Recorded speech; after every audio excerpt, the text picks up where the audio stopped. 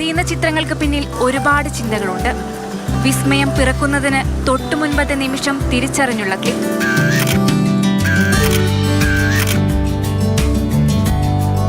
ചിത്രത്തിന് ജീവൻ പകരുന്നതാരോ അവരാണ് ഫോട്ടോഗ്രാഫർ. ഓരോ ചിത്രത്തിനും ജീവൻ നൽകാനുള്ള യാത്രയാണ്. ചിലത് പൂർത്തിയാകും, മറ്റു ചിലത് പാതി വഴി.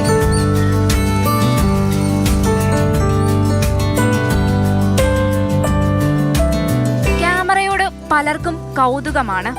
ജീവിതത്തിനായി ഓട്ടം തുടരുന്നവരുടെ മുന്നിലേക്ക് ചിത്രമെത്തുമ്പോൾ സ്വന്തം ഫോട്ടോയിലേക്ക് നോട്ടവും ചിന്തയും ഉടക്കും. ചിത്രം പകർത്തിയയാൾക്ക് മറുപടിയായി പുഞ്ചിരി നൽകും.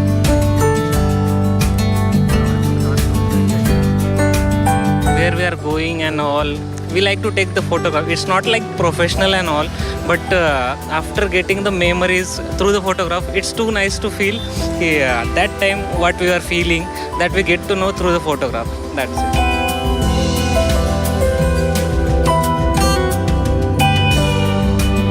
ആക്ച്വലി ഞങ്ങൾ ആ പയ്യൻ അവിടെ നിന്ന് ബബിൾസ് ഇങ്ങനെ പൊക്കുന്നത് കണ്ടപ്പോൾ ഞങ്ങൾ വിചാരിച്ചു ഞങ്ങൾ ഇതുവഴി നടന്നു ആരെങ്കിലും ഒരു ഫോട്ടോ എടുത്തിരുന്നെങ്കിൽ ഇൻസ്റ്റയിൽ ഈ റീൽസ് എടുക്കുന്ന ഈ സ്ട്രീറ്റ് ഫോട്ടോഗ്രാഫേഴ്സ് ഒക്കെ ഉണ്ടല്ലോ, അങ്ങനെ ഞങ്ങളത് എടുത്തിരുന്നെങ്കിൽ ഇന്ന് പോസ്റ്റ് സ്റ്റോറിയൊക്കെ ഇടായിരുന്നു എന്ന് പറഞ്ഞു. അപ്പോഴാണ് ഇങ്ങനെ ഒരു ക്യാമറ ഹാങ് ചെയ്തിരിക്കുന്ന ഒരാൾ ഇവിടെ കണ്ടത്.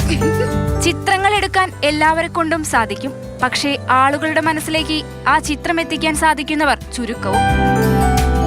1000 വാക്കുകൾക്ക് തുല്യമാണ് ഒരു ചിത്രം. ഓരോ ചിത്രത്തിനും ഓരോ കഥകളും. ഓരോ നഗരത്തിനും ഓരോ കാഴ്ചകളാണ്.